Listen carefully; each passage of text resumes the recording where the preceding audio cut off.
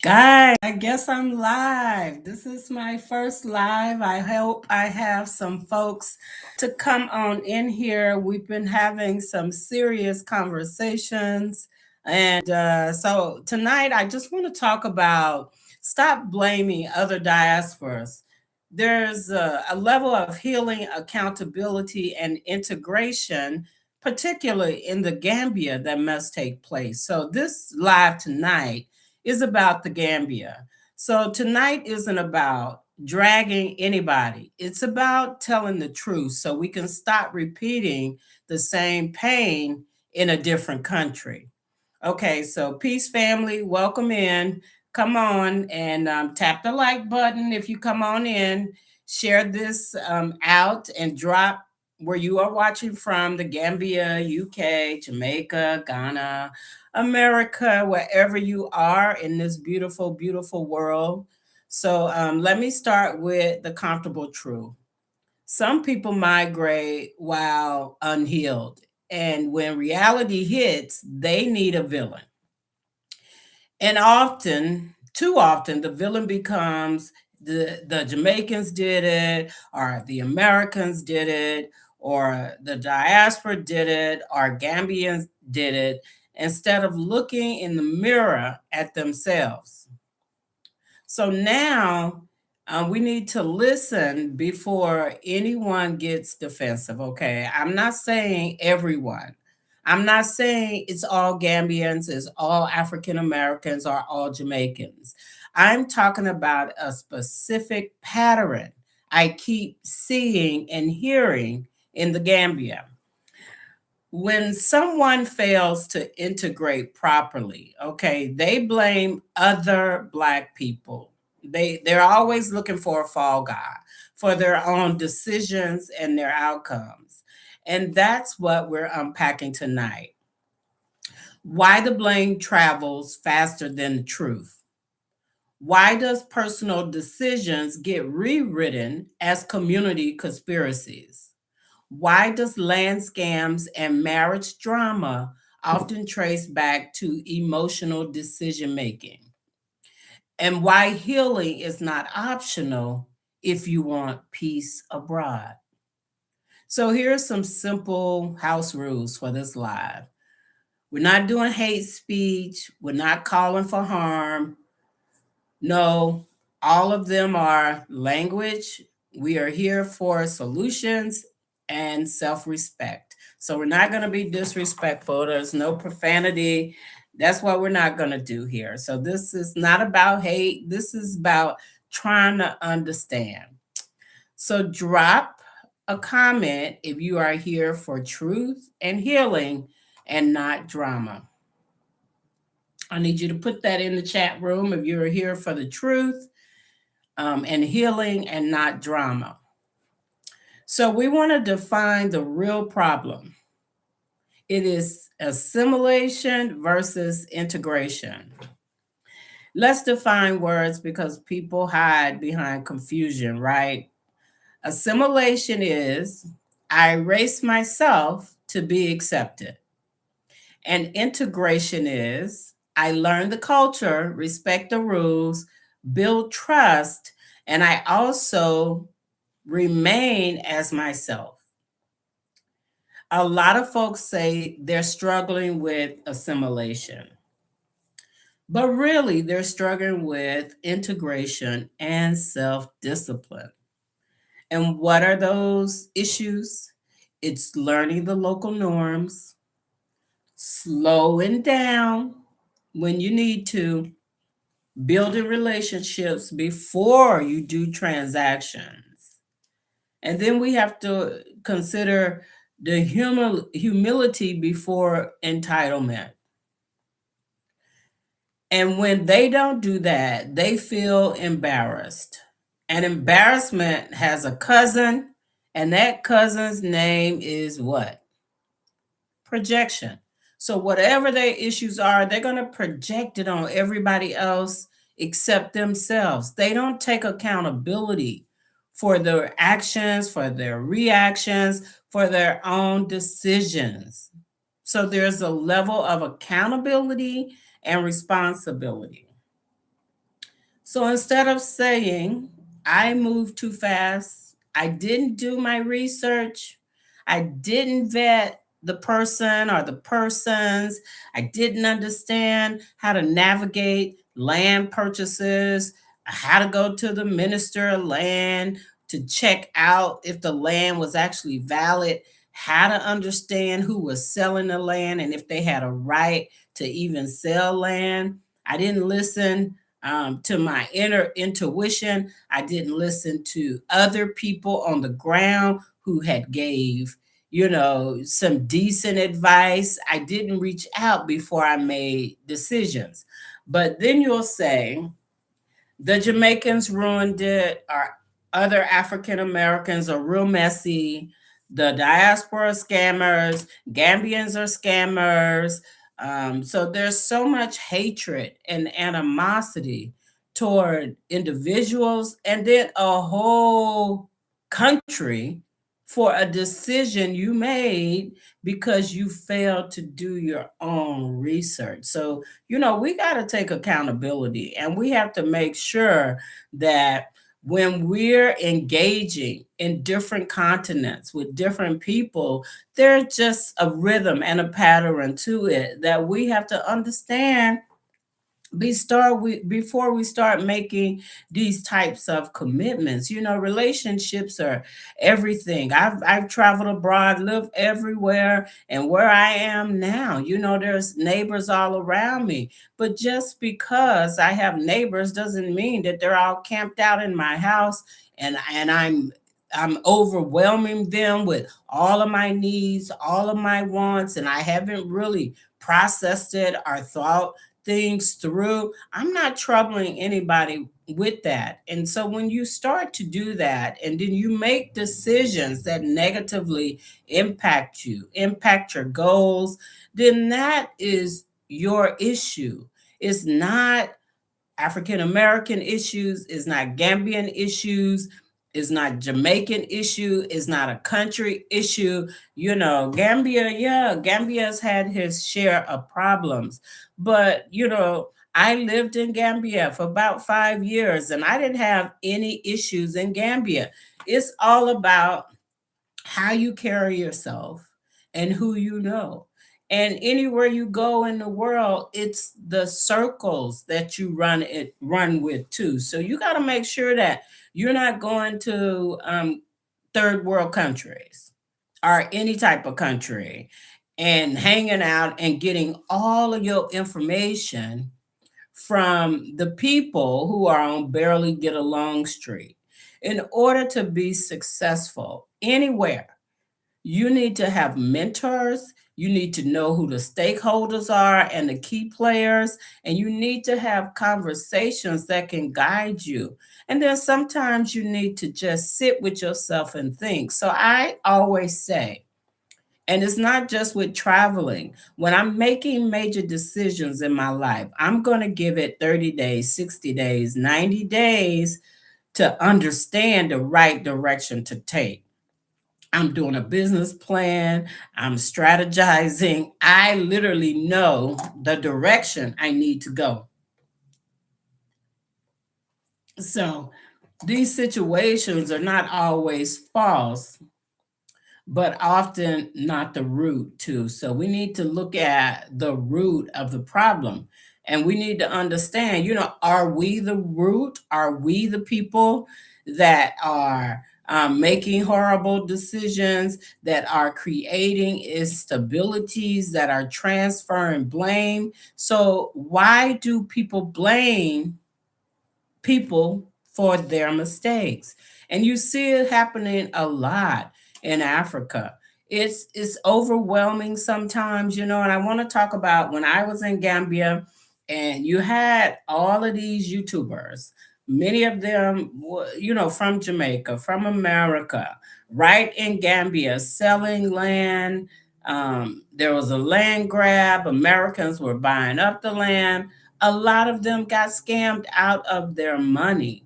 But for me, if you ever look at those videos and you look not with emotions, but you look with the intent of, I'm going to stake my claim in another country. I'm going to invest, and my initial investment is going to be in land. So when you're making any type of investment, you want to make sure it's a solid investment, right? So you just don't want to go and put your money in a pot and you haven't done your research. It's not responsible to do that. So let's talk about the psychology of what's happening. And this is not just gossip. Let's talk about this.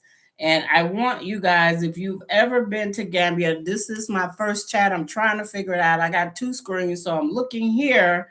But if you chat me, I guess I have to pay attention to the other screen over here. Sorry, forgive me. So let's talk about scapegoating to protect identity, okay? If someone moves to Gambia and they have a fantasy, oh, I'm coming home. It'll be all love, easy, spiritual. The cost of living is cheap. There's an instant gratification and belonging that you've already put in your mind without even putting your feet on the ground. And reality, should say, slow down, earn trust, learn the systems. That clash is what's going to keep creating you the pain. When you don't consider how to navigate in these places. Now, I love Gambia, love, love, love Gambia, but Gambia is a below zero kind of country. There's a lot of development going on. There's a lot of new things happening in the country. But when I was there, it was literally ground zero, mass opportunities across the board. But just because you see that there's an opportunity does not mean that you're going to be granted the opportunity to fill that gap.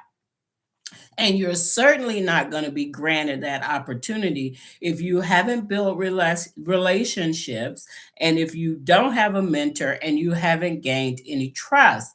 If you're not speaking the local language, I mean, sounding like a Gambian, whether it's Wolof, Mandinka, or Aku, or Manjako, or Seti, you're going to have to learn the language in order to make the progress that you want to make. And if you don't know the language, then the only other solution is to have a mentor. So that is where the issues are coming in. It's the blame. The blame is a painkiller, okay? And when we go to these countries and we haven't sat with ourselves or healed ourselves, let me tell you something. I've been in the United States Air Force. I've moved all around the world. I've had systemic racism. All of my institutions was primary white institutions. At every last one of them, systemic racism, structural racism, all of that was built into the system. So the racial trauma that we experience, whether we are in the UK or whether it's in America, racial trauma is real and it affects your mental health. It really does. And I say that to say that when I first moved to Gambia, the only thing I did was sit with myself. I had to take a lot of woosah moments. I was at the beach. Sometimes I cried. It was a lot of pressure on my brain. So I had to release the pressure and give myself permission to be free. So, so blame lets you stay the hero of your own story when you're actually the villain yourself. So, I want to talk about it. And if you have any questions, come on in here. I'm hoping that, can you see the chat? I'm going to ask a question. I want to make sure that if you have any questions, that I'm kind of halfway doing it right. And if not, then you can just email after the live closes and I'll respond. So this is the issue, particularly in Gambia. I was in South Africa and it was nothing like this, nothing like Gambia.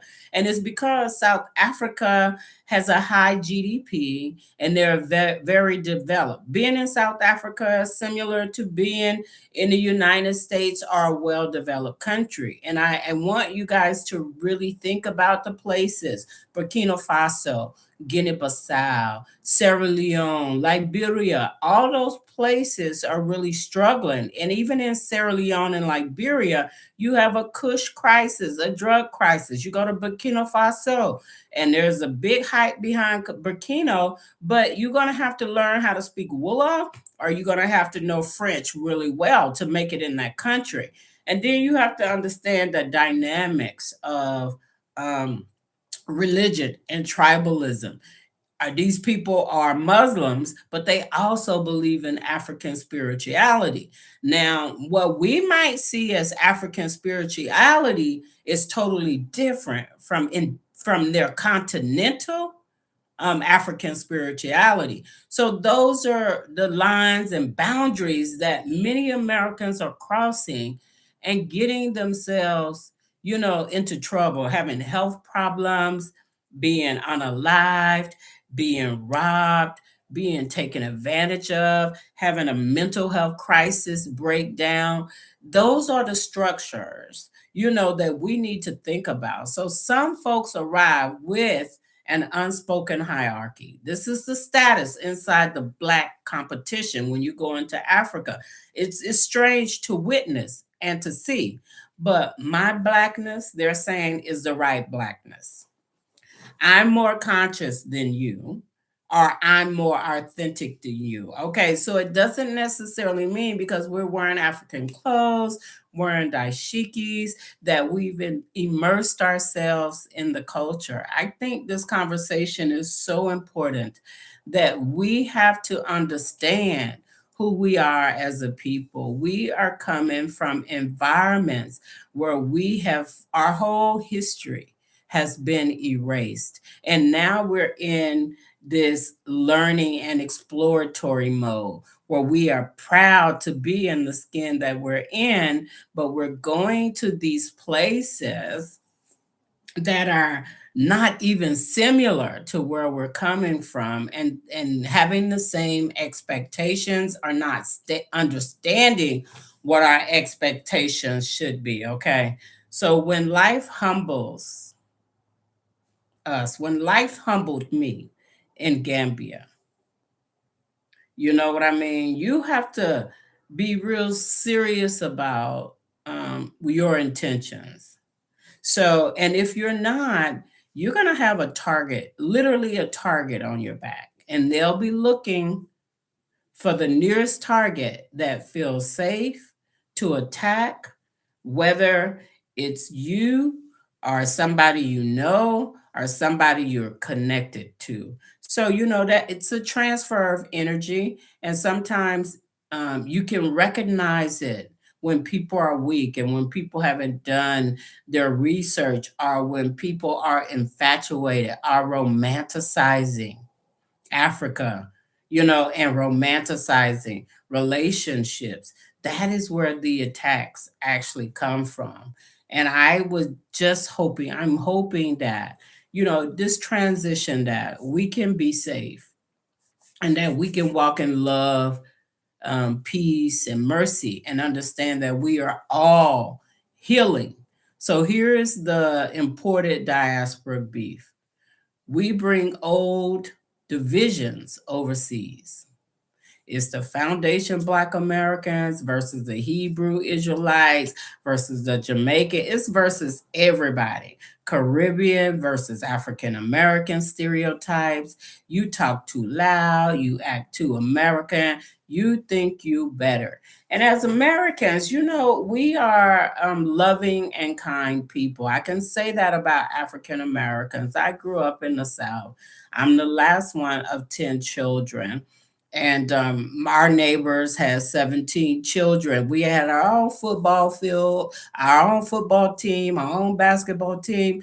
That's how culturally connected we were growing up. So I think we're missing some of the major pieces. When we go to Africa, we want to isolate ourselves just because you have certain tribes and you find your group in Africa. And if one Black American says something you disagrees with, then you isolate yourself and nobody knows what's going on or where you are or what's happening. Or the other problem is that You send your money for land and for investment to buy without even knowing who you're buying from. Okay. So we need to figure out a way instead of healing the wound, people react differently when they're in African soil on the African soil. It is a huge difference, and I've always been shocked by the disposition that coming from a place of struggle and structural systems, not taking the time to breathe, not taking the time to give yourself permission to immerse yourself in a new environment. So then we have something called a misplaced cause and effect. For every action, there's a reaction. Oh my goodness, you guys with me? Somebody send me something in the chat so I know that you're here. Sometimes someone sees a Jamaican or another African American who's doing well, who has successfully integrated. They're respected, maybe they're married, maybe business is stable, and instead of learning the process, they call it favoritism. They still hating on African Americans who are there. They call it manipulation. They ruin a person's reputation. So there's always a lot of gossip, a lot of backstabbing, a lot of back and forth. So I was very intentional about the people that I let in my life. I can recall one time I was in Gambia, and I went with a neighbor to the grocery store who just happened to be Jamaican.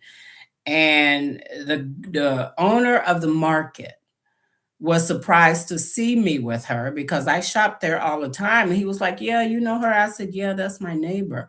He said, "I'm so frustrated with this woman. Every time she buys products, she opens it, uses it, and bring it back. I can't keep doing this." He was like, "This is a bad person. You shouldn't be with her." And so even Gambians are watching us as well as we are watching them. So no, what may be happening is they didn't do the work and they have refused to learn the systems and the social norms. So I'm saying this and I share that is that a lot of times, in America, they say birds of a feather flock together. I don't know if you've heard of that phrase, but I was raised that way. So my grandparents and parents always said, be careful of who you hang with. Even though you may not be guilty, you're guilty by association. So this is the issue. Now, what may be happening is they did not do the work and they are refusing to accept accountability. Now, 3 4 years ago, they had all kind of land issues in Gambia. People was selling stuff, people was not getting their paperwork. But my question is, you went online, someone encouraged you, and you became emotional about the opportunity to purchase land. And you sent these people money, 12,000, 14,000, 15,000, just based on a YouTube video. And when you finally get to Gambia, you have no land. The people are disrespecting you after you've engaged them. So you have to think about, what did I do? And you have to take accountability for that. Even though you were scammed, it's wrong. But it was also wrong for you to invest that kind of money into a place that you knew nothing about. So I just want to ask a question to you guys. Have you ever seen blame used as a cover for embarrassment?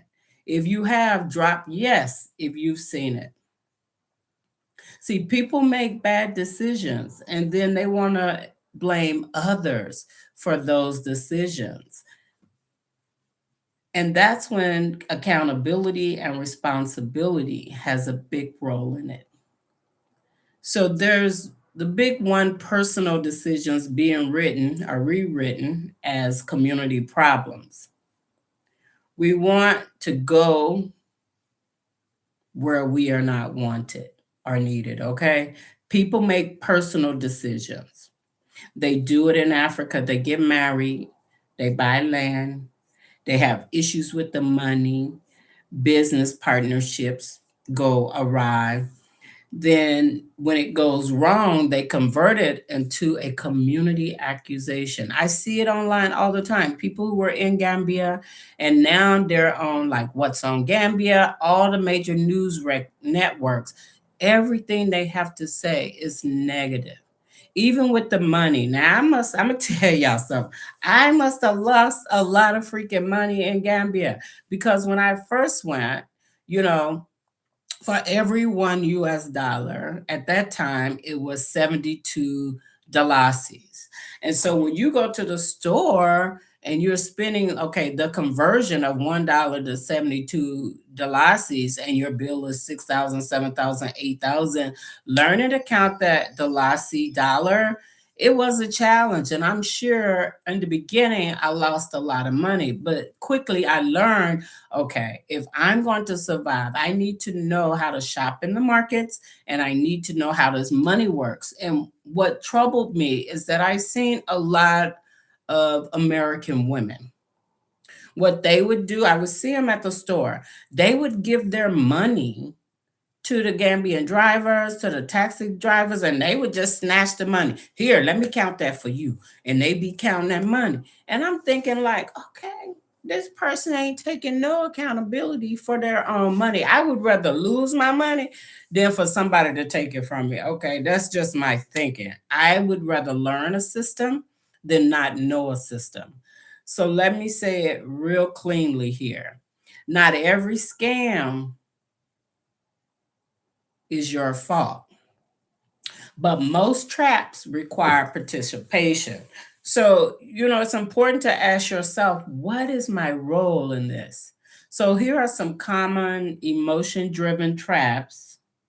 Okay, Ibrahima, thank you. I appreciate you. Thank you. I see you, Chad. Yay! Thank you.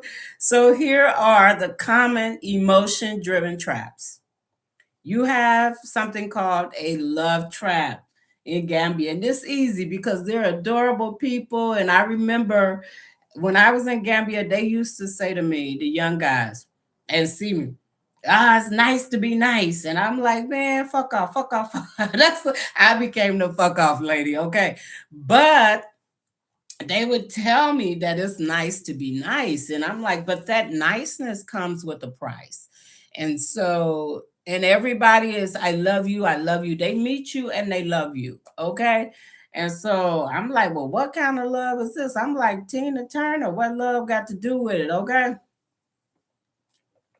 And so that's the kind of love I'm not interested in. It's a trap because there is a need. They see us as ATM machines. And that's just a fact. That's what we are to them. And then you'll hear this word tubob all the time. And tubob just simply means that you're not Gambian or you're not African. So they call white people tubob, they call African Americans tubob, Jamaicans tubob, and people get totally offended by that. But I'm gonna tell you something. I promise you, I've never been called a tubob. I've never been called a tubob in Gambia. And I'm assuming because I'm blacker than black. You know what I mean? And then I stand my place and I'm real respectful. I don't just, try to bogart my way into situations and show my Americanness. I can recall one time, I'm gonna tell you a story. I went to a village in King Nama and it was doing Tabaski, and the whole family was outside, and the women was preparing for the community meal. They had, I don't know, maybe a 30-pound bag of potatoes. I grabbed the bag, grabbed the knife, and I cut them potatoes. I'm a country girl from Oklahoma. I grew up on the farm, shucking corn, cutting okra, canning, all of that. Them women, them older women were so shocked to see me cut them potatoes better than them African women was cutting them and faster. By the time I got through, with the potatoes. We there was a progression. Okay. So then I started cooking damada, cooking the chicken, cutting up onions, cutting up bell peppers, everything, honey, hitting that smashing and smashing all the vegetables and whatever. They was shocked because most people who come from abroad don't participate on that level. Now you will see Europeans coming from the Netherlands or Scotland or places like that. They do tour groups and they'll go into the villages and they have cooking tours and they'll do that. But by the time I was finished, the mother, the elder, grabbed my hand. She was speaking Mandinka. And she said Samole. I said Samole. She said Ibije. I said Cantanante. And she said Tanante. And she took her daughter's hand and said, "This is your elder sister."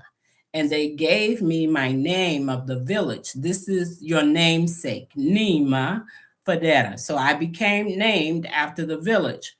And then I did some work in another village. I mean, sometimes we're rushing things and we don't have to. And I'm going to tell you, I was just tremendously blessed by my experience. It's because I had a heart and a compassion to understand. And maybe, yeah, my philanthropy was a lot. It was a lot. I was putting in boreholes, uh, what was this? Building the first door outdoor cafeteria at Teleding Lower Basic School. Took about 3 or 4 thousand glasses, not just one trip, but a couple of trips. Supplied to over 2,000 kids with backpacks and books. And I didn't do it alone. I want to give a shout out to my sorority sisters, Zeta Phi Beta Sorority Incorporated, Gamma Zeta chapter in Charleston, South Carolina, as well as my constitutionally bound brothers, Phi Beta Sigma in Charleston. These were the people who saw my heart and my passion and decided to give and would send their money and say, "This is what we want to do." That's, education, development, and community support. They did that. So you meet someone and they're kind to you. They say spiritual things to you. They call you queen or they call you king. They introduce you to their family very fast. And then you feel like you're chosen, you feel safe. But these people, most of them are married with children, but they will never tell you that they have multiple wives and they're already married, especially the men. And then they have their wives sitting there when you take them to the house and they know that this is a real hustle. This is how they feed their family. So, and I don't even want to call it a hustle. I want to say this is normal to them because this is livelihood and this is how they feed their family and it's totally acceptable. So as grown people, we have to understand the dynamics. And for myself, I've always said, I'm not judging a person for having 4 wives. But in that country, you can have 4 wives. But in Islam, you have to treat the wives the same. And if you're not being treated the same and you're the person who's taking care of your Gambian husband, then that's a real problem. So you're not safe because let me tell you something. As soon as the funds run out or as soon as a light bulb goes off, whether you're male or female, I've had male friends in Gambia who have passed away. I've had female friends in Gambia who have passed away and got engaged in certain things in the country. Then all of a sudden, there's a spiritual component, there's witchcraft, there's an abuse that's taking place. You know what I mean? But there's a good attorney there in Gambia. If you're in Gambia, salutao.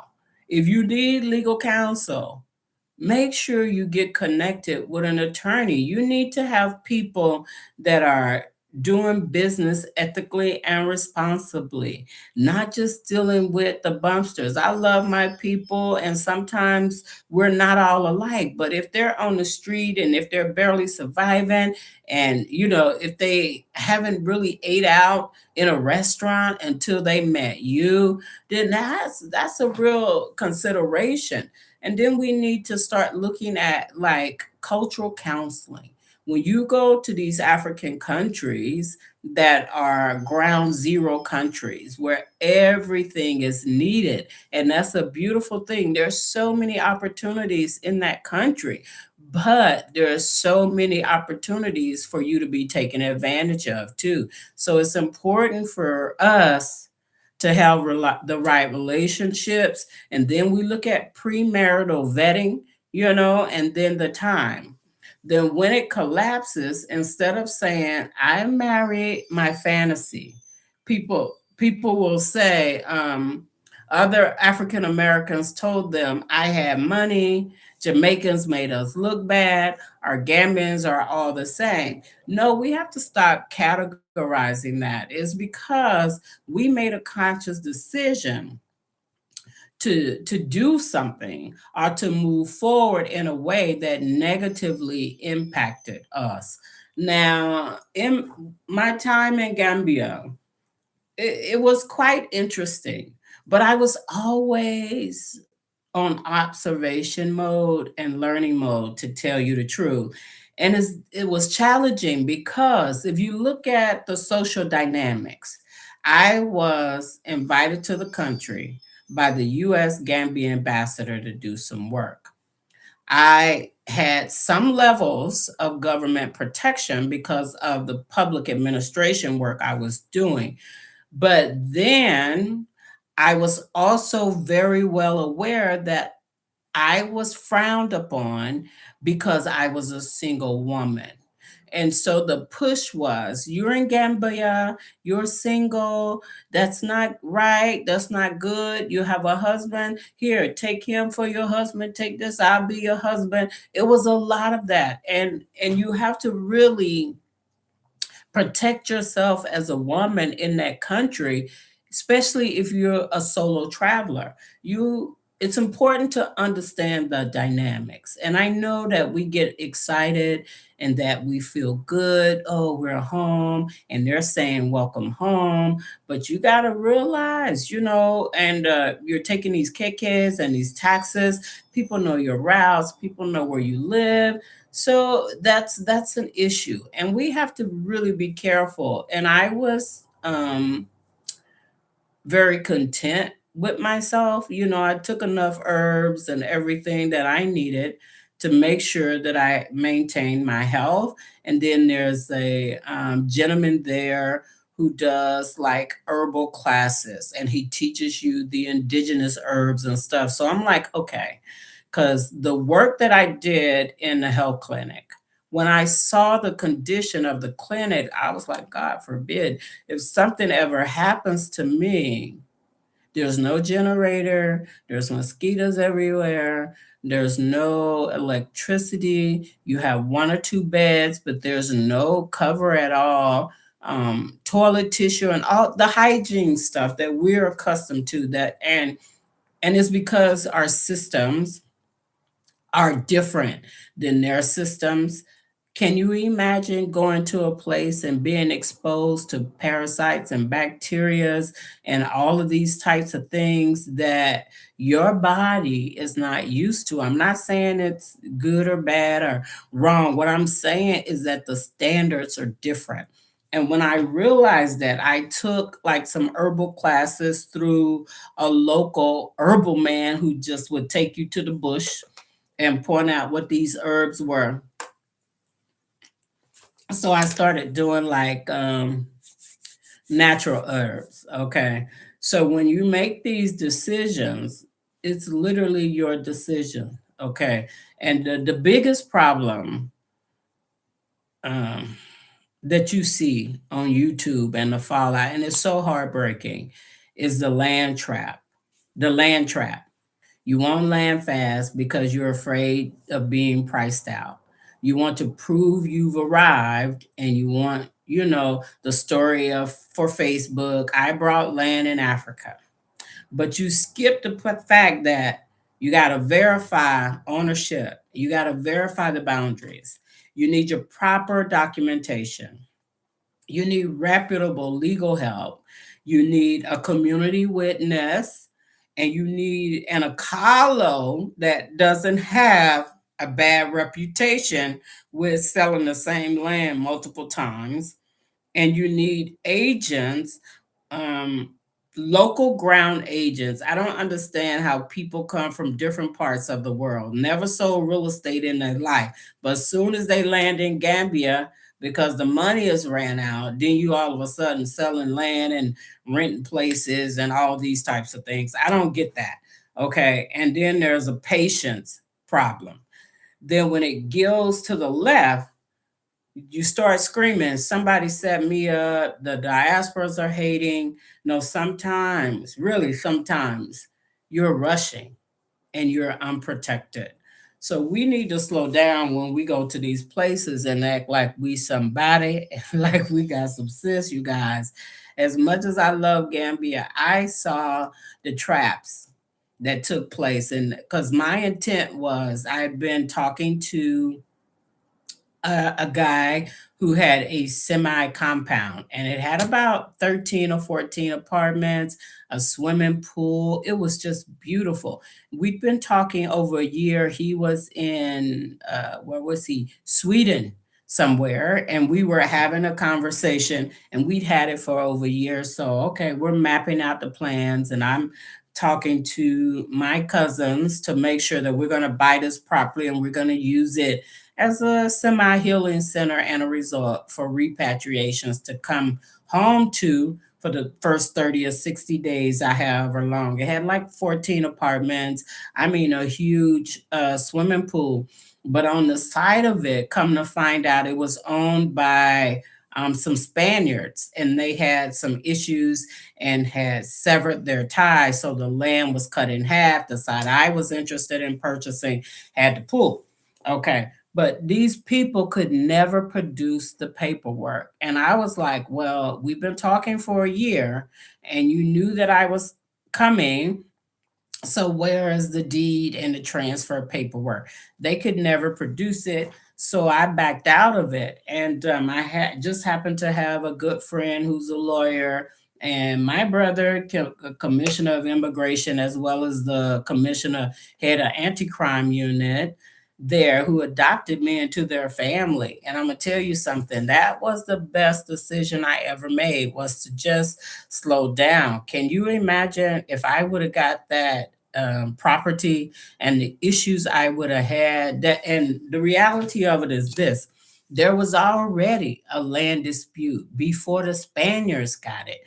And so what happens oftentimes is that a Gambian will sell you land, a family member is off in another country, they come back, they see it's developed and built up, then they claim, well, I never gave rights or permission to sell that land. And here you go in a huge battle. I had a friend just this year, after 7 years fighting for land in Gambia, that he had purchased. I mean, millions of dollars, dolasis, not dollars. Yeah, million dolasis, because he's from Ireland somewhere.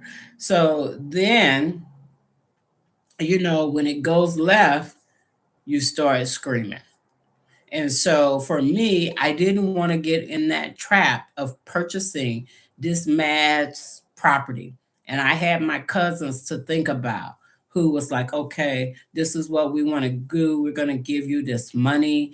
And you go there and you finish doing, you're already on the ground. You have these relationships. I dare not take their money or spend my money. When I didn't get the proper paperwork, my people all walked. And guess what happened? The same family who adopted me took me to Nofele, a village far out in the bush, and said, you are family to us. We want to give you this land. Y'all better clap for me, clap for you. So, a lot of times when you go to Africa, family members aren't um, buying land like that. They live on a compound and they have land that's in their family, in their village. It's just understood. We're family, you stake your claim. And so that particular piece of land was given to me because of the relationship and the work that I did in the country. So all I'm saying is this: when you're there, just please slow down, embrace the culture, embrace the people. You never know how things are going to turn out on your behalf, but it's important to be authentic and to be yourself and to be respectful. I'm thinking about culture and history and how our foundational history as Black Americans have been erased. And then the trauma most Gambians are experiencing. I'm thinking about all of this back way stuff and what's happening to these young people who are deciding to leave a country as beautiful as Gambia. Is beautiful. On a boat with holes in it, and by the hundreds are drowning in the sea. Now, when you think about the transatlantic slave trade, this is a whole different story. But when you think about it, and the people who did not want to be enslaved, who voluntarily jumped off a ship and killed themselves. That's a big difference. So many of these young people are risking their lives to go the back way to Spain, going through trying to get to Europe. And when they get there, guess what? They're living literally in concentration camps on the streets. And they have no idea what their life is going to be like. And so I think it's important as African Americans and as Black Africans and continental Africans is that we began to look at each other to understand the erasure of our culture, of our history, and try to understand what colonization did to us. And I think if we walk in a place of acceptance and forgiveness, there's a thinking that has to take place. And so, if we're walking in love and understanding, the only way for us to survive as a people is going to be through love. I'm not judging you. Don't judge me. I don't know it all, but if we're working together, headed in the right direction, we'll get there. So, I was talking to someone yesterday about the issues of our identity. We have an identity trap.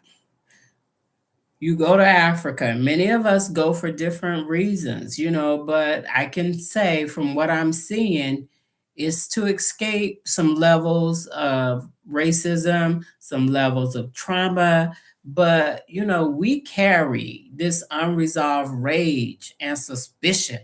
In America, it's like, oh, who behind me? What's going to happen? Even when I go to the store, I'm telling you, I am a licensed gun carrier. I don't go anywhere without my gun here in America. So there's always this suspicion walking in this black and brown skin. So that's just, it's built in a protection mechanism for us.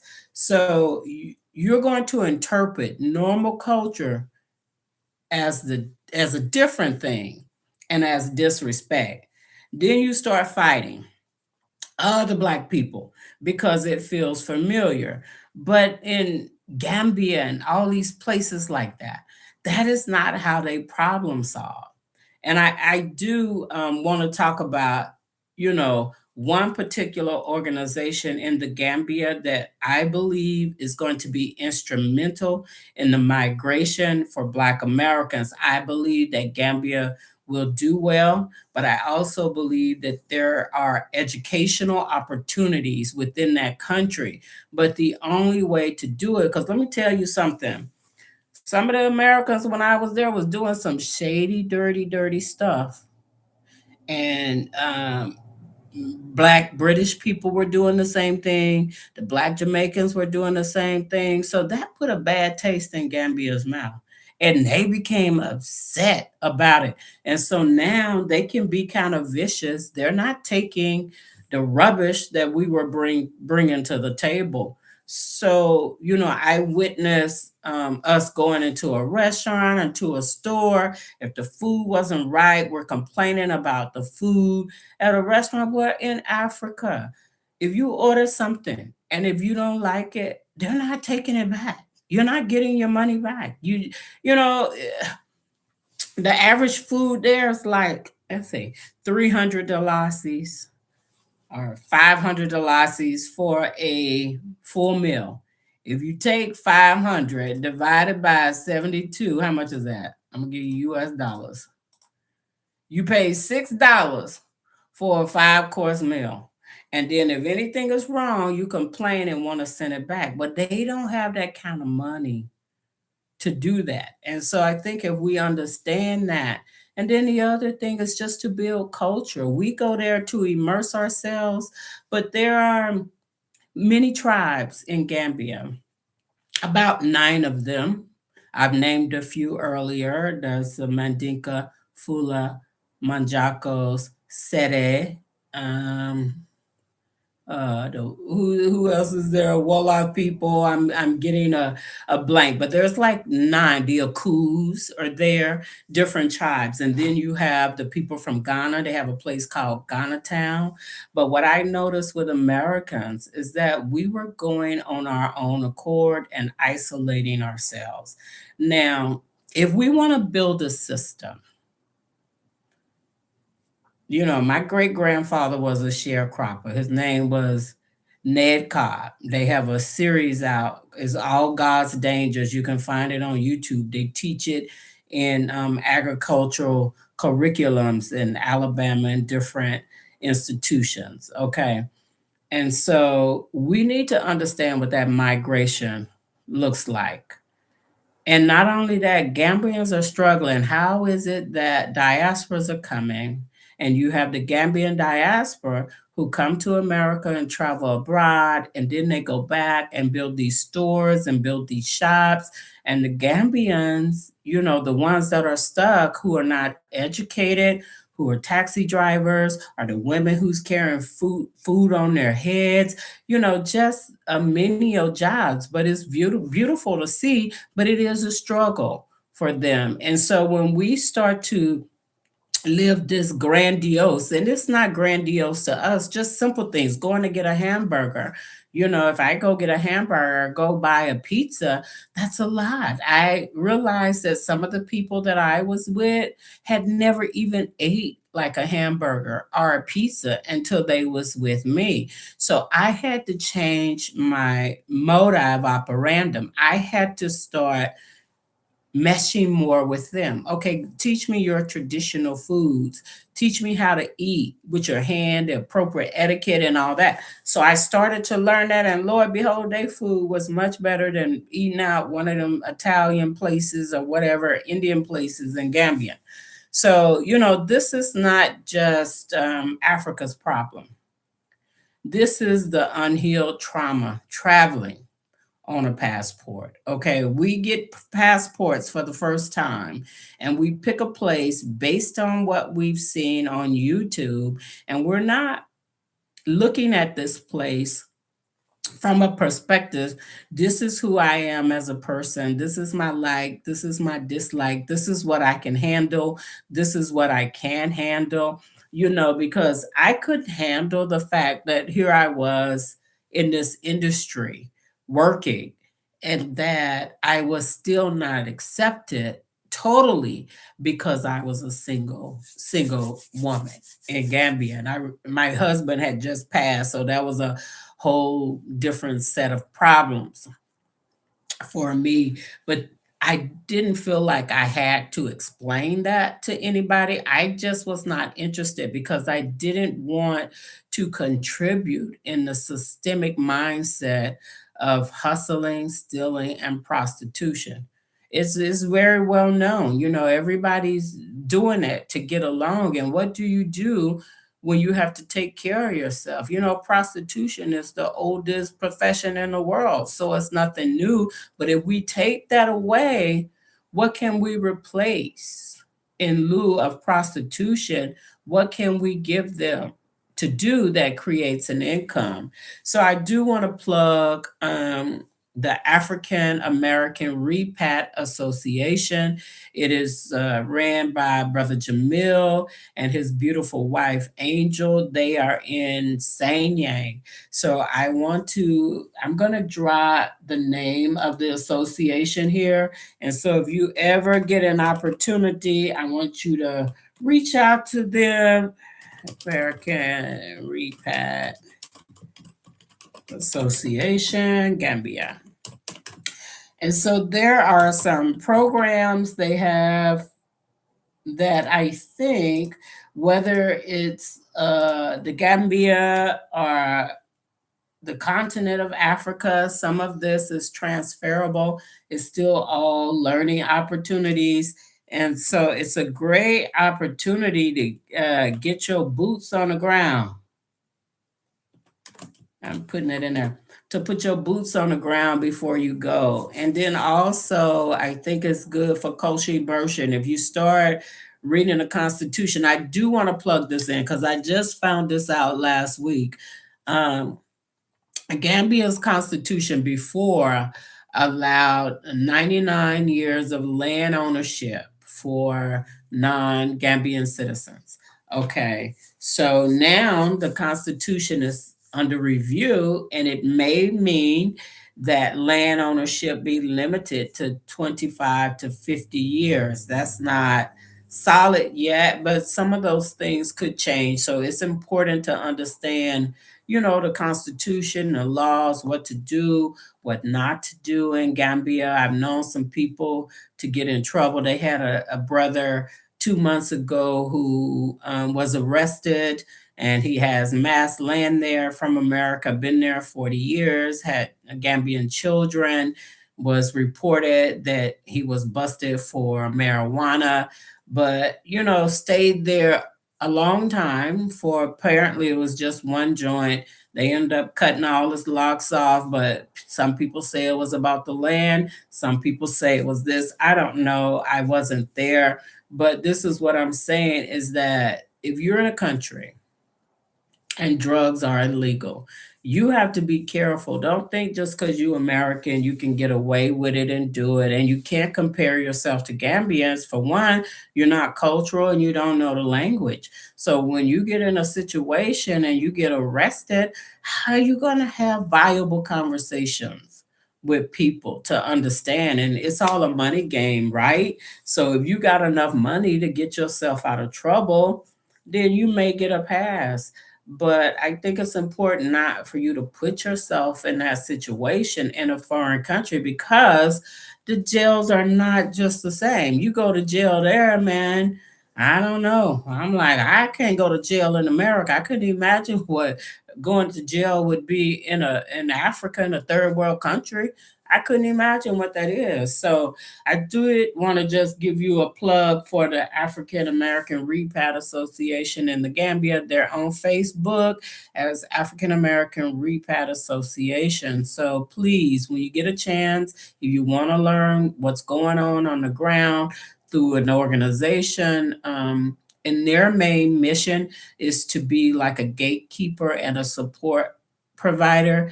I think one of the major things that they're looking forward to is getting some protections and securities for African Americans because clearly there's no protection for African Americans in the Gambia.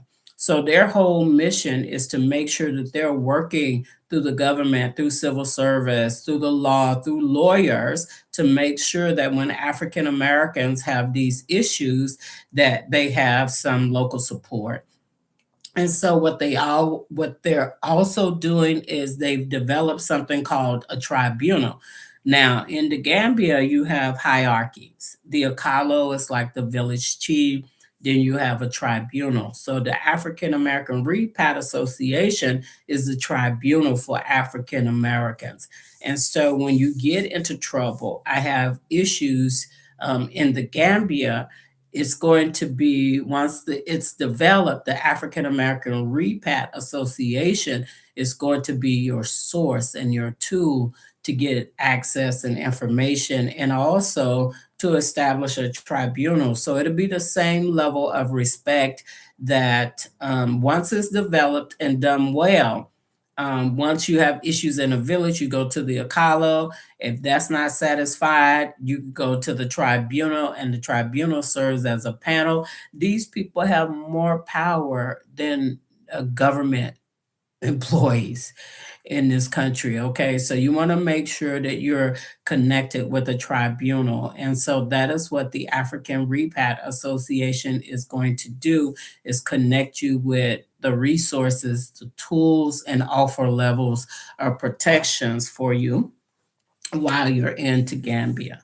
So not just your Western baggage, the other luggage people take to Gambia, and there's a lot of baggage. They take the individual mindset, the entitlement mindset, consumer expectation mindsets. The power is out all the time. Refrigeration is bad. They sell old food. You might get food poison. It's best to get your stuff fresh. So you have to be real careful. There's no, like we have the FDA and all these things checking our foods. And then I bought some foods from Publix, and it was a salad, and the bag had listeria. I was sick for days. So just because you have the FDA doesn't mean that the food is still good in America either.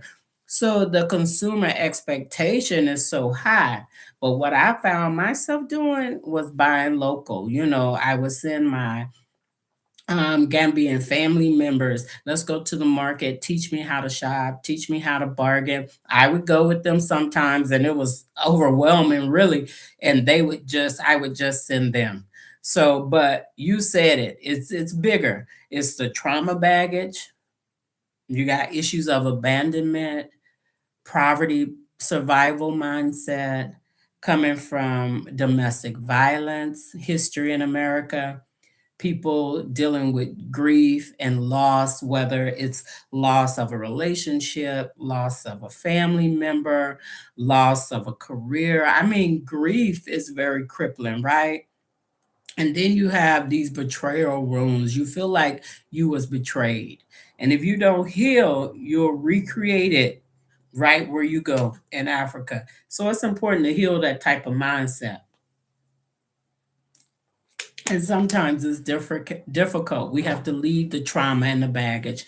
And then you have ego baggage. Some people arrive needing to be seen as important, but integration requires humility, right? Ego and integration do not date each other, they break up real quick.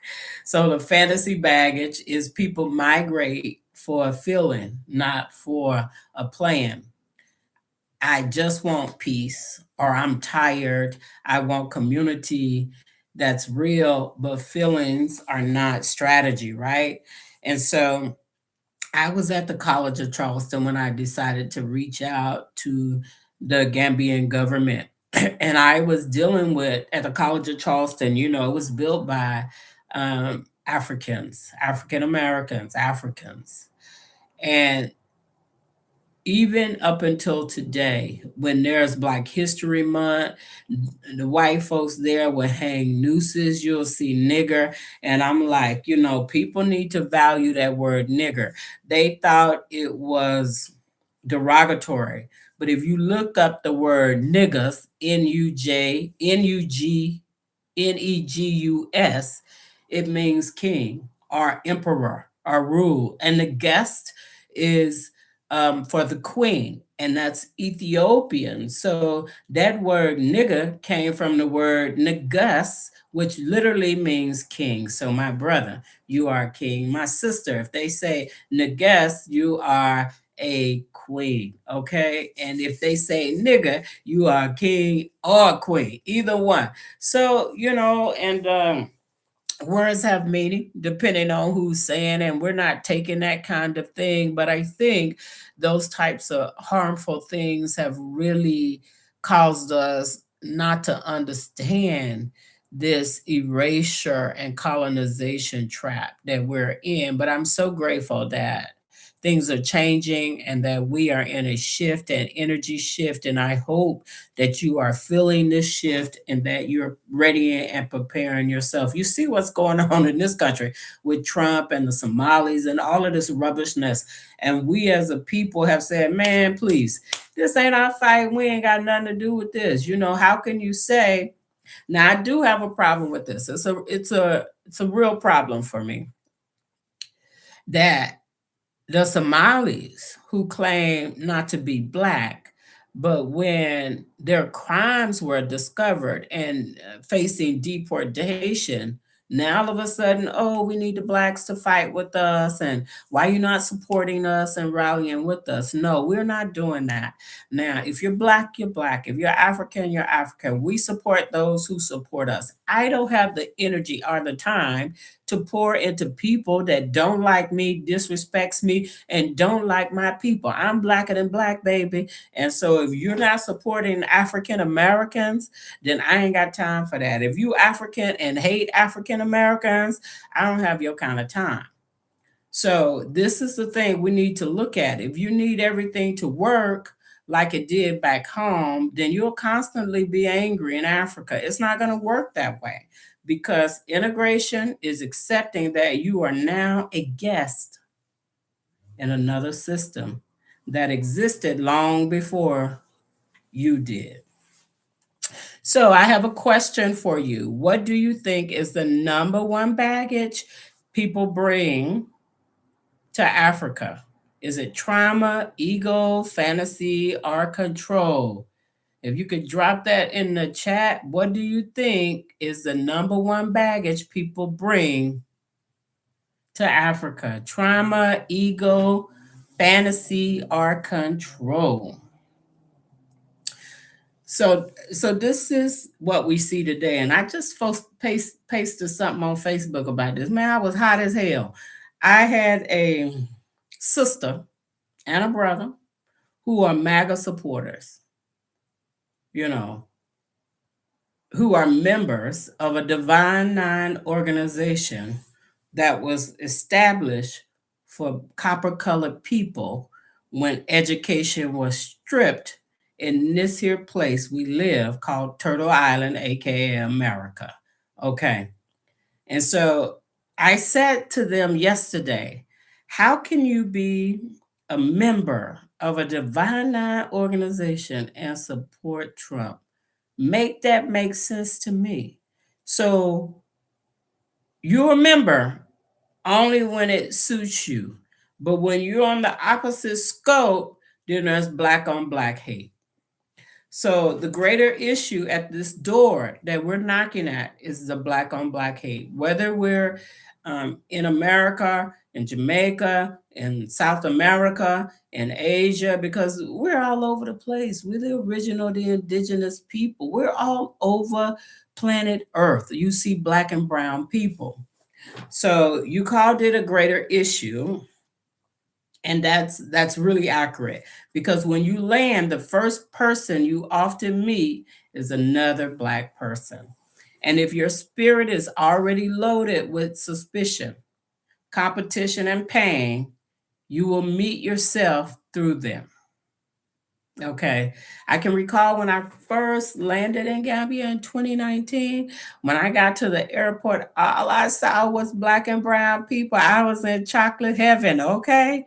But then you make it your way through the airport and you make your way through your luggage, and then you start to feel the panic and the hustle and the fees and all that. It's a different type of mindset. You definitely have to learn how to navigate. Okay. So let's be honest. Some people use being in Africa to feel superior to other Black people. They actually weaponize it. I'm more connected. I'm more African than you. I'm not like those other diasporas. Or you're sitting down eating and there's some need with, but don't put my fork there, put my fork there, put my spoon here.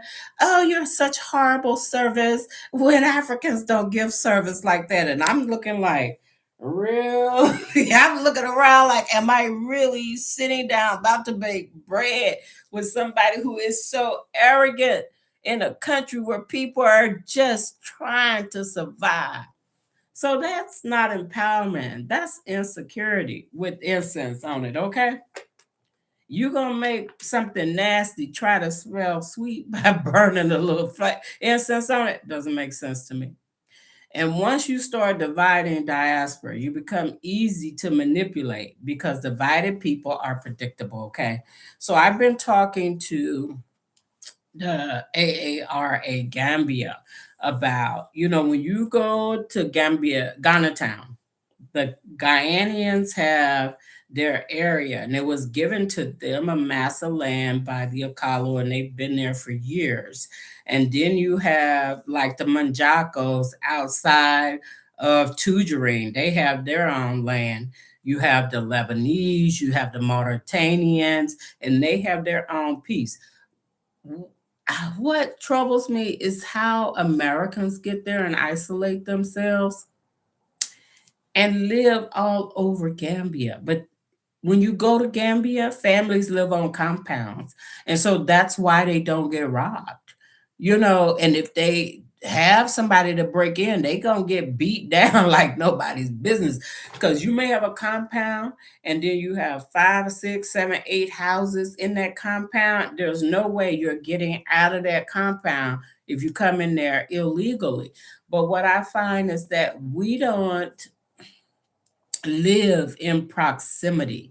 And ideally, I've been talking to AARA. This is what we need to do. If we're going to develop, not to isolate ourselves, we immerse ourselves in the culture, but we also have something that we're developing. You see it all the time. We need something that makes us feel normal, some normalcy, some schools, museums, art things. You know what I mean? For African Americans, if you get a piece of land and you have 20, 30, 40, 50, 60 acres of land, and then you turn it into a Black Wall Street, that's numbers and power. So individually, we're not going to be able to make change, but together we can make legislative and political change is if we're operating as a unit.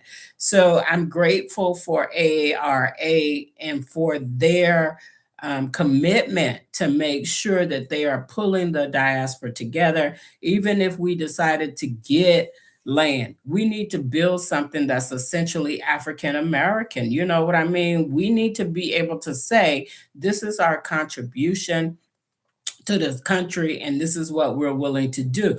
You see it in Dar es Salaam, you see it in Kenya, you look at Ghana. Now, Ghana did the year of exchange, everybody went, but there's a Kalo or chief in Abasi, Ghana, who has given out like 5,000 acres of land. And if you're American, all you had to do was pay, the land transfer fee. I think it was less than $1,000. This year it may be 1,500 to $2,000 for that transfer. And I'm not sure if they still have the land, but they were doing that. But the collectors who went to Ghana, the group that worked together, they've been able to accomplish a lot. Now, brother has built like a whole community center, education space. I mean, what he's done in that village that he received this free land and all he had to do was pay $1,000. He's done much. So, let me see if I can see. I just want to make sure. I think Abasi Ghana. I think that's the name of the village, Abasi Ghana. I'll have to plug it into Asebu. Sorry, Asebu is ASEBU. Ghana. That's the Kalo who was giving away this land. And I think if you go online and look at a Cebu village, you can look at the applications and see what they have. But there's countless opportunities. Ghana is now offering citizenship if that's what you want to do. Burkina Faso was doing that, but they've rescinded that. It's a great turmoil. And then you have Kenya and other places. Ethiopia allows you to come. It's well developed in Ethiopia. It's beautiful there.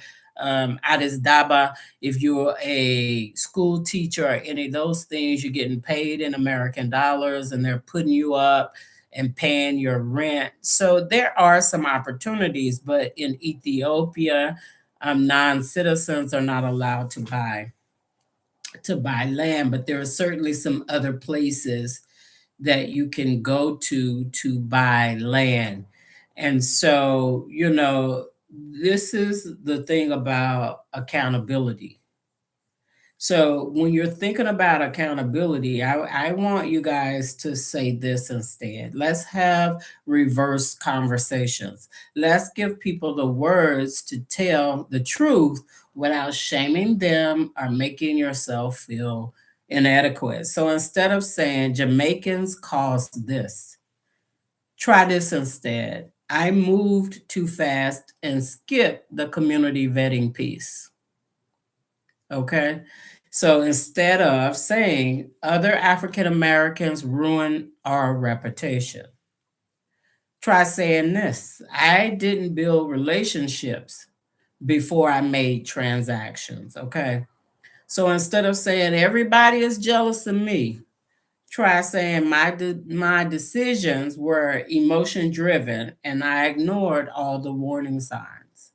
Instead of saying Gambia is full of scammers and the African Americans ain't shit over there and blah, blah, blah, blah, blah. Just say I didn't protect myself legally and I trusted charm and deception over paperwork. That's the reality. You accepted charm, you accepted charm over paperwork. So now listen to this. Accountability is not self-hate. Accountability is self-respect. All right? Because when you own the lesson, you also own the power to change the outcome.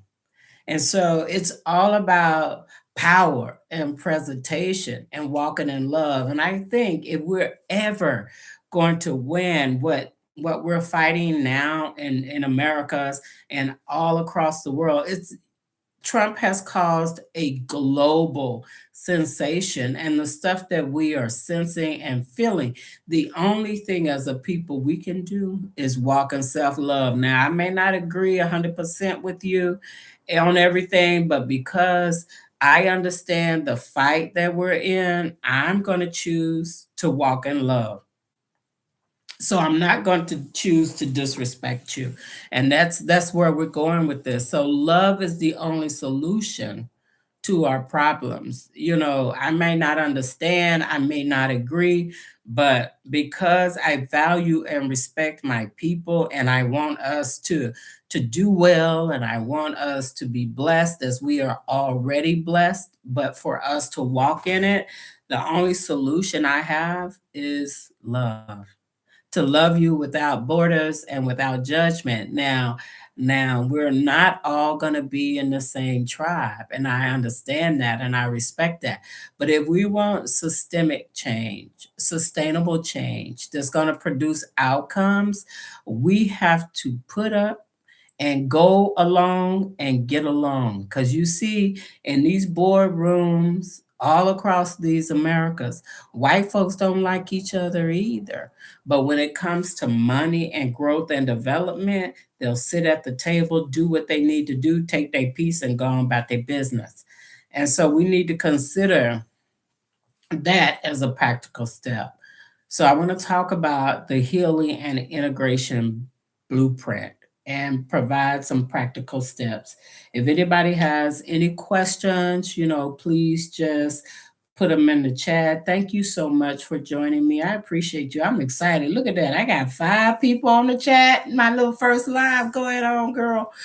Okay, so here's the part that saves lives and saves money. Do the 90-day rule like I did for your first 90 days. No purchases, no marriage plans, no land buys, no big investments. Your job is just observation, relationships, and learning. And you'll find some interesting, colorful people there. But once you let them know who you are, they will get it and accept it. You don't have to keep repeating yourself. You just say, no, I'm not participating. I had folks coming up to me. Here, this is my daughter. Take her. She's now your daughter. No, baby, that's your baby. Keep your baby. Okay. Now, if your baby and you need some support, we need to talk about, what we can do to make that happen. So, some of those conversations I had, and sometimes I walked away, but I would always revert to the family who adopted me and my mentors. And so we're very close. This is where you need to build a local board of advisors. Okay, you need 3 or 5 people in your group. You need one elder, not just age and wisdom, but someone with practical sense. One legal minded person, one business person, one community connector, and one diaspora friend who's stable and honest. And so when you're thinking about doing business in Africa, you need a successful African who has done multiple businesses and is thriving, not someone who's a serial entrepreneur and has no success. So, your mentor needs to be somebody who knows the layout of the land, who struggled, and who has stayed the course of time and built successful businesses. And then you need a legal minded person that's just going to navigate you correctly. So if you don't have a good team, 3 or 5 people, if you don't have a board, you're improvising with your future and you're putting yourself in jeopardy because let me tell you something.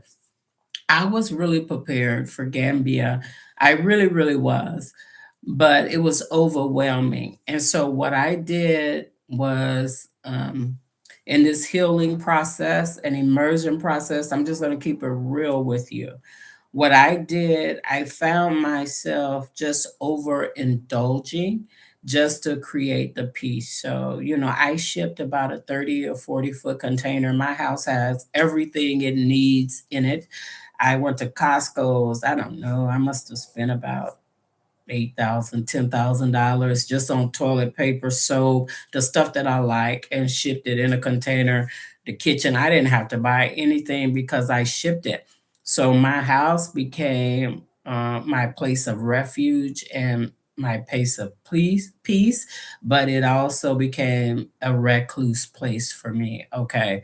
And so I felt safe because I had everything I needed and I could spend my time there. And when I did, in that 90-day period, I came out of that much stronger, much better, looking through different lenses and being okay. I had to quiet myself in that country. And sometimes taking the time to sit with yourself can be a challenge because we don't want to be honest about our decisions and what we experience. So it was difficult for me too. I didn't want to be honest about the decisions I made, what I had done. And so it was like pulling away the layers and just finding peace and not judging anything.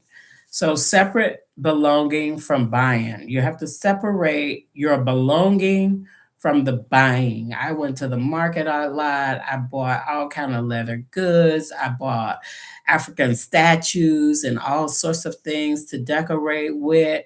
But was that the piece of belonging that I was searching for and was not getting it, but was spending money to wrap myself in it? Okay, so buying land is not belonging.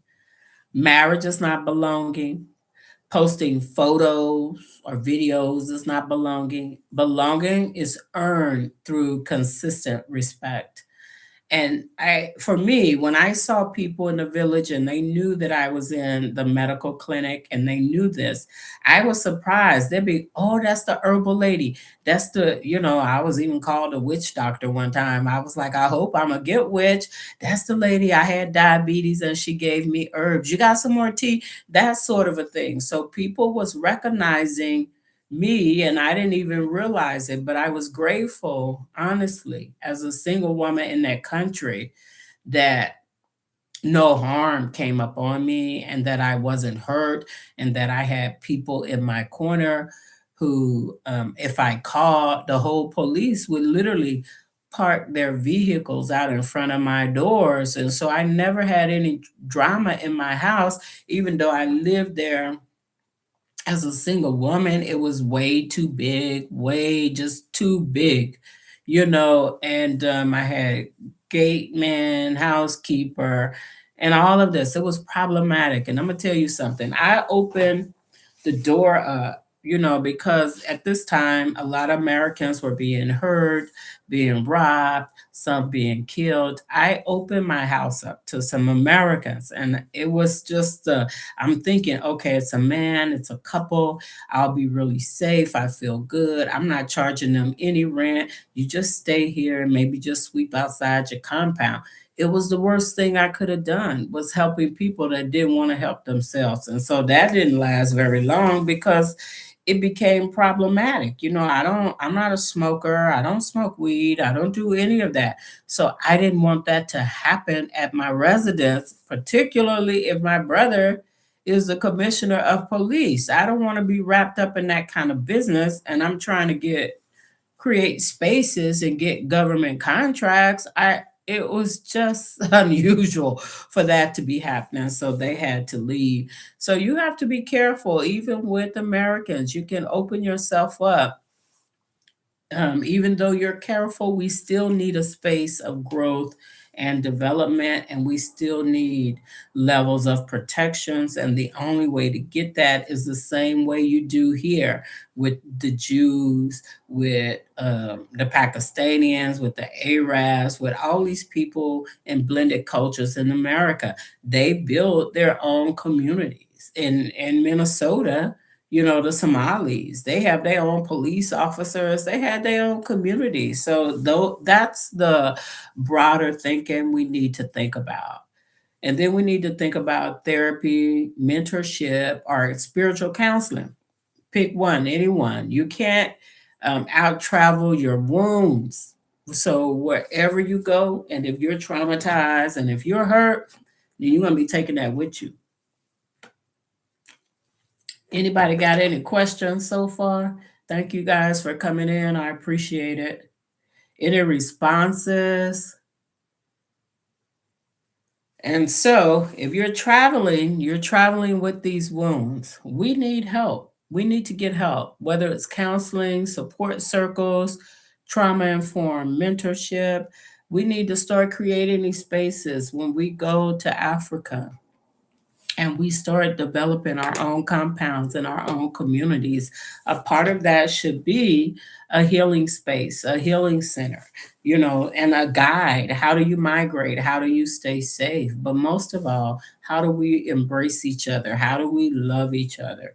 That's more important. And I think once people start to release themselves in that area, you won't have to worry about wrapping yourself up with people who are traumatized. So you're looking at the trauma informed mentorship and then faith leadership that's grounded and not manipulative.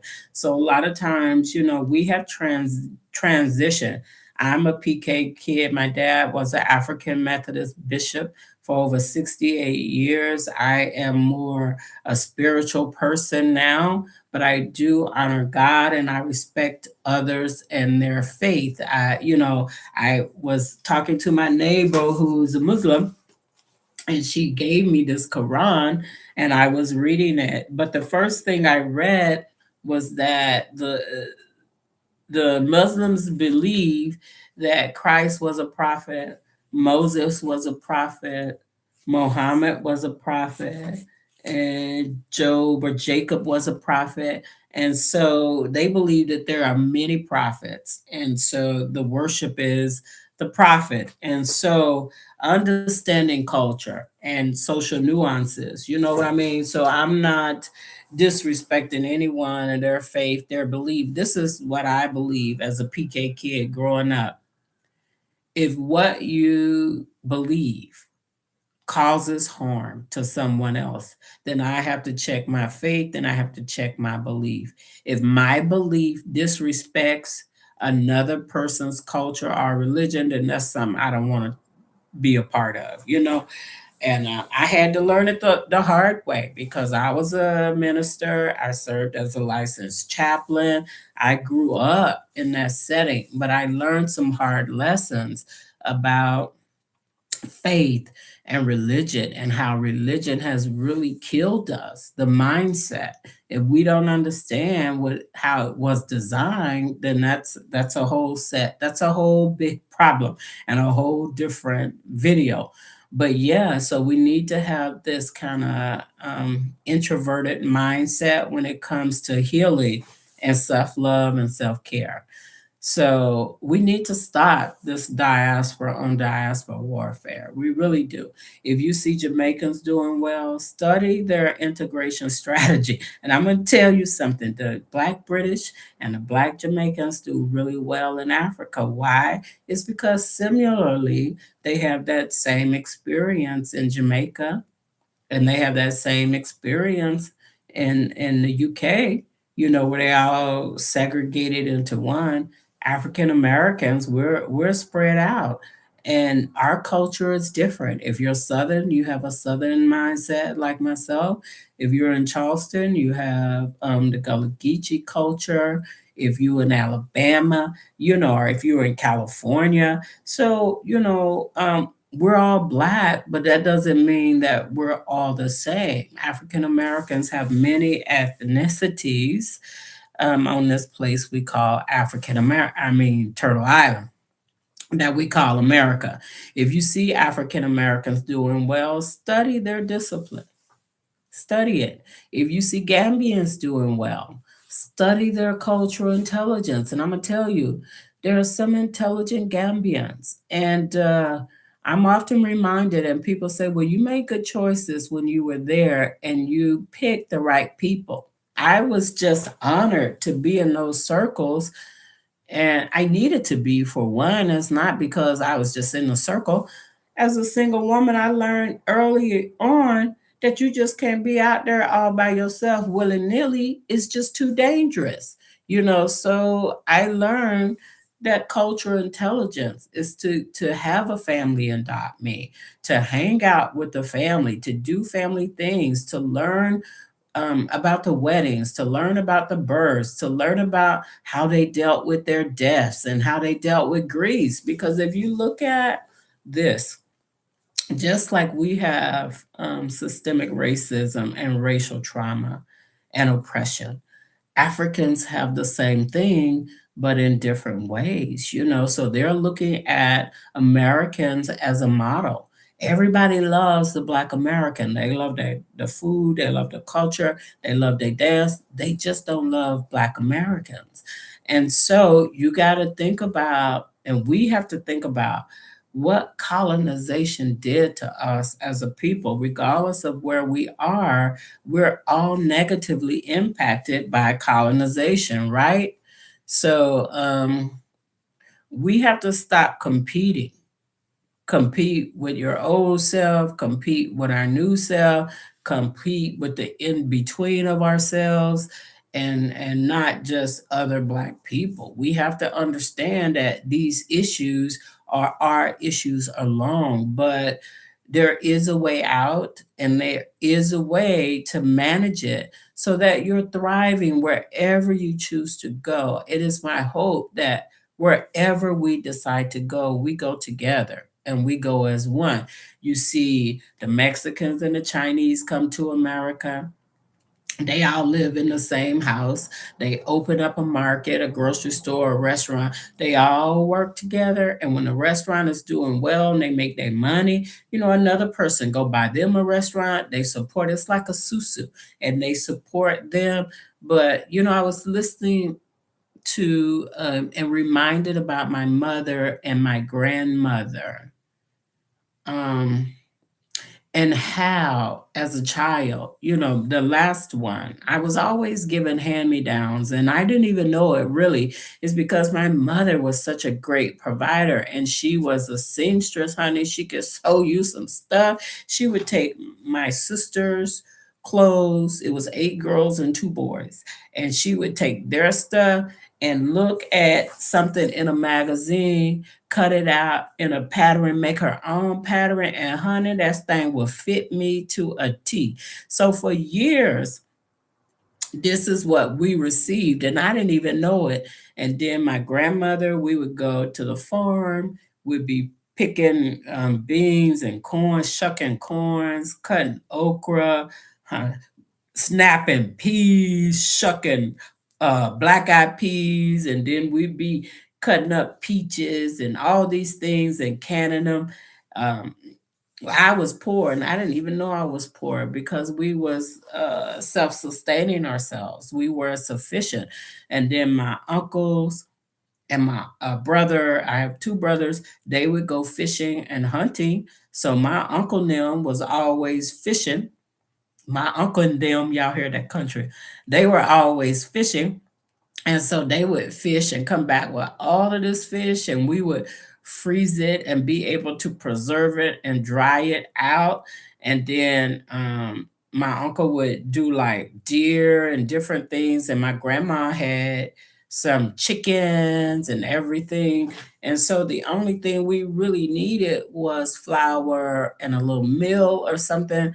But really, I had no idea we was poor because we never was without food, and I always had clothes on my back, and people must have thought that we had a little something something, and we actually had nothing until I got like older, and I realized, oh my God, we were really poor. But I just respect my mother, her mother, and my grandmother and them for knowing how to survive. And what they did was we helped each other. When my mother didn't have something, she would go down the street to Miss Viola's house and tell her, I need 3 eggs and take this cup and bring me some sugar back. Honey, I run down there to Miss Viola's house. Miss Viola, mama says she needs some eggs and some cup of sugar, and here's the cup. This how much she need, and this and that. All right, child, come get this and take this back to your mama. But tell your mama I need a little bit of cooking oil. And then I had to run back with the cooking oil. And so that was the sustainability and the self-respect that we had. And God forbid, if you did something wrong and Miss Viola was peeping out the window, she'll call you, come here, child. She'll give you a spanking, and then go back there and tell your mama what I caught you doing, and I spank you. You get home, you tell your mama, you get another spanking. It was insane. But that was the community we had. And I'm going to tell you something, another thing I didn't know.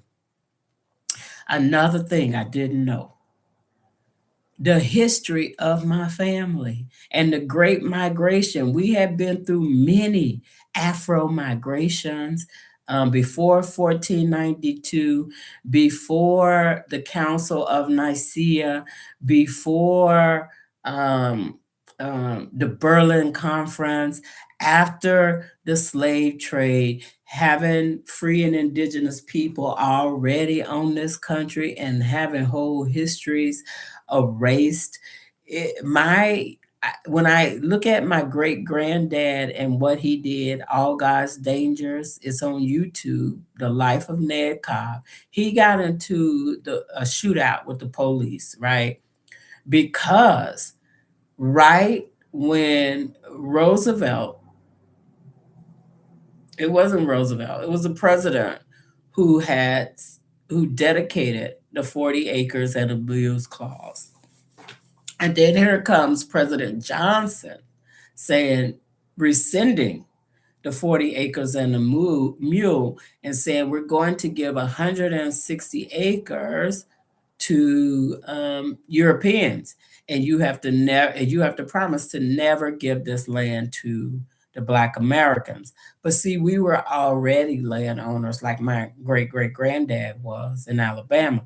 We were already landowners in this place we call the Americas, and so now we just fighting for identity. And I tell people we are many things in this country, African, Moor, Hebrew, Black, Afro American, Gullah Geechee, Creole, Mulatto. We are many ethnicities in America. But the place that's going to give us an identity is going to be Africa. We can immerse ourselves there, get familiar there, tap into our ancestral being, and draw down for that wisdom. And you can do that in many places. It doesn't necessarily have to be Africa. I think as foundational Black Americans, we have to choose what's best for us. But whatever we're choosing, we have to choose it in love. So here is the truth. Here's the truth. I've been here a while, since 8 o'clock. It's 9:39. God bless y'all. Love you, love you, love you. Send you lots of love. The truth said, this is the truth said. Let me land this plane with what we've just talked about because it's the heart of everything, right? Some people need to admit I fell into a trap because my desire was emotion driven. That's not a moral failure, right? That's a human moment. But the lesson is you can't build a life on adrenaline. If you're migrating, returning, reconnected, do it with humility, counsel, community, the right paperwork, and healing. Because Africa is not your therapy session. You cannot get therapy in a place that don't offer it. And if you're in Gambia, they don't even have like a mental health hospital. They didn't at the time, but I think this year they just built one. But who's providing the medicine? Who's providing the level of care? So you're not going to get that kind of care. It can be your home. It literally can be your home. But you must arrive prepared to be a healthy, loving, kind neighbor. So I want to say to you, if this video spoke to you, don't forget to like, subscribe, and share it with another person who needs to slow down, heal before they leave. And in the comments, I want you to answer this. What's one decision you will never make again without counsel or paperwork? You guys, I've been so sick the last 6 or 7 days. Oh my goodness, but I have made it through this video. And so now I'm trying to get you guys to interact with me. I really appreciate you coming in. So I just want to have just a few questions for you to consider as we move forward. And I'm really, really wishing you all nothing but the very best in 2026 and beyond. If we don't do it now, I don't know when we'll do it. So this portal has opened for us, and I'm so grateful. Maybe you're feeling it. I know I'm feeling it. But along with this being open, there's an action and accountability. I talk about call and response. Preacher's kids, we call Africans call and response. The drum speaks, and then the dancers speak back. That's call and response. So, have you seen people blame diaspora instead of owning their own decisions in Africa? I tell you, I'm just so tired of seeing complaints about the Gambia based on theft and land issues when you decided to buy land from a crook. I mean, who does that? Who does it? I don't know. So you can't blame Gambians and you can't blame the whole country because people are hustling and surviving. It's everywhere. It's in America. You get taken advantage of too now. Stop.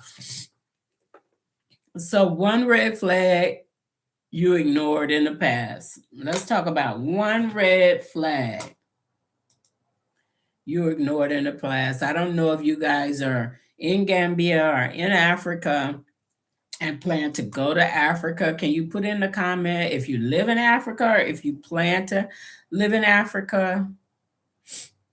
And then also, what can I do to give you right information? I want to keep it real with you, give you what you need in order to make some good decisions that's going to benefit you. Do I believe Africa is a place? Of course I do. Do I believe we need to do some work, internal work, and building relationships? Of course I do. Do I believe that this foundation can be built with love and grace and investment? I do. And I don't think it'll take much investment. In Africa, it's more about respect and building relationships. And even the baddest of the baddest of the baddest in Africa who's hustling, who's making their money, if they respect you, then you're going to get that respect. It's very different than being in America, but you still have to keep your antennas up.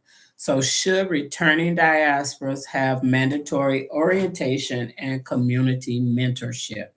And I tell you, I was just working on a pilot program that's a diaspora guide for Gambia, and it has now been escalated to government officials. And so my goal is to bring African Americans to the table to have this conversation, because really we're the only ones who can guide this conversation when it comes to Ghana did a year return and now they have a citizenship. Okay. Burkina Faso invited 700 Americans through ADDI. Many of them went, and now President Ibrahim Traore has rescinded his offer to bring Americans because of the coups and the issues with Trump's. And so those people who trusted ADDI and gave money for this trip and did investments, this is a huge problem for ADDI. And that's why I'm saying we need to be more conscious of what the intentions are. And legacy building takes time. It doesn't happen overnight, and it usually happens when we're doing it together. And so, the goal is to make sure that we're making progress. I think Africa is a great place for us to be. I don't think I know. And I definitely know Gambia is. If you haven't been to Gambia, I just love Gambia. I love the spirit. I love the heart. They tell the story about Kunta Kinte. So I've been talking to some government leaders about how can we better develop this conversation and not around Kunta Kinte. And I also been talking to AARA. I'm the administrative coordinator here in the US for the African American Repat Association of Gambia. And so, people have these misconceptions about who we are as a people. And so, we'll hear history, we'll hear Marcus Garvey, Malcolm X, W.B. Du Bois, these types of conversations, but they're kind of handpicked. So we need to go a little deeper. And I think it's important for us to have in context an African American museum in the Gambia that teaches them about African American history before slavery. And so we need to have these conversations before slavery. And so if you're interested in it, I want to ask you to be sure to reach out to the African American Repat Association. There is a fee to join, but the fee is like $7. And I know they're going to be building directories and information. And I think the more of us, even if you're not in the country, who take an interest in the development that's taking place in the Gambia and the levels of protection we need as a people, we have to have a blueprint and a model somewhere. And I think the model is easier to take place in the Gambia because it's a small country. It's an English speaking country. And you guys, I tell you, I ate the beach up. They have the most beautiful beaches and the food is delicious. But yes, there is struggle. There is difficulty there. There is opposition. And I think the opposition came because of the caliber of the people of African Americans and Black British people who was going to Gambia trying to survive. It's not difficult. It's not easy because I had a game plan. I had a budget. I said in this so many years, if I haven't made this project, I had an escape plan. I wasn't going to stay there and suffer as a single woman and put myself in a position where I would have to do things to survive. So when I met my goals and did what I wanted to do, and my husband passed away, it was time for me to come back to handle my business. I miss Gambia so much and I can't wait to go back. But clearly, there has to be a plan because money is important there. Where you live is important. You may hear it's cheap, but there's power. You have water issues, you have transportation issues, you have food when the cost of living goes up and the production is being grown by farms and local farmers. The fluctuation in that market with your food is very real. So these are the things we have to consider. So I hope I've been on here almost 2 hours. God bless me and God bless you. So if you guys have any questions, thank you so much. I'm looking this way because I have a couple of screens and not quite used to this yet. But if you have any questions, concerns, or if this live is uploaded and you decide you have questions or you have input, I think we need to work as a community. I am supporting foundational Black Americans, people who are serious about investment, about understanding identity and immersing themselves in culture, whether it's here, whether it's in Africa, or wherever you choose to be. I have a friend who moved to Thailand and she actually loves it there and it looks beautiful. It really does. And she's treated well. So it just depends on you and where you want to go. But for me, at this stage in my life, peace is everything. I don't want anything disturbing my peace. I want love, grace, mercy, and peace. I want to give it and I want to receive it. Anything that stands in opposition of that, I don't have that kind of time. So, you guys, thank you so much. I appreciate you for coming in.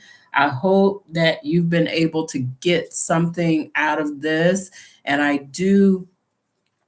would encourage you to block the noise out. When you're hearing negative things about the Gambia, block the noise out because it's not necessarily the country. It's just some folks made some bad decisions in that country. And now they want to blame everybody for their decision. And that's not the way that works. And they say all skin folks ain't kin folks. We not.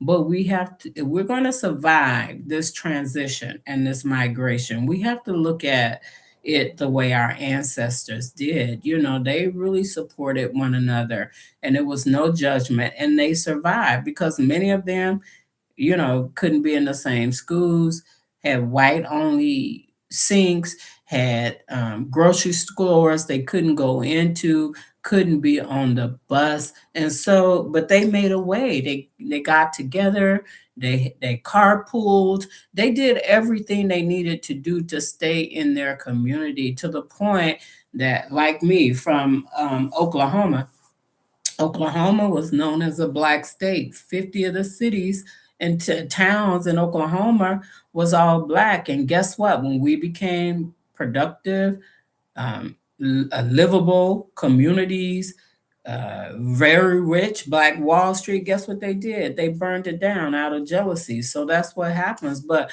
my point is, they were able to build something out of Oklahoma. in Oklahoma, and even here in Lawrenceville, Georgia. You have Lake Lanier. That was a whole black town. Guess what? They buried the town in water, and underneath it today, you still see rubbish from a whole town. And that happened all across America. So if we built it once, we can build it twice, and we'll build it again. But we just have to work together. You guys, thank you so much. I want to send you grace for 2026. Everything is going on with Trump. It's difficult. It's difficult, but I'm excited that we are not anxious and that we are not protesting. I believe that we are in a transition period and that we're going to get it. And I want everything thus belongs to me. But I heard something very disturbing, and you probably heard it too. Trump was online talking about white people are the only people discriminated in this country and they need reparations, child. I said, what? What? And so that's what we doing now.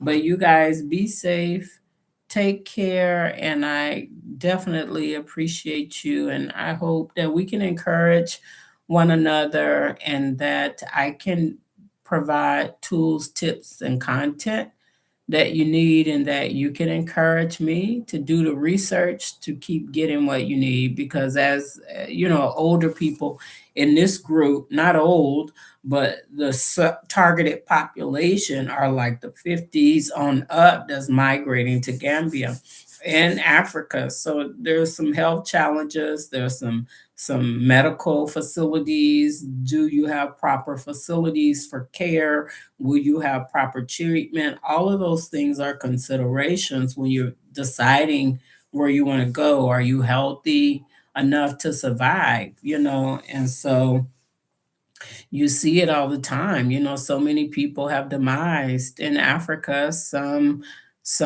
natural causes, some not natural causes. But the goal is to immerse ourselves, be intentional about what we're doing, and have good lives. And my ultimate goal, honestly, this is why I do what I do.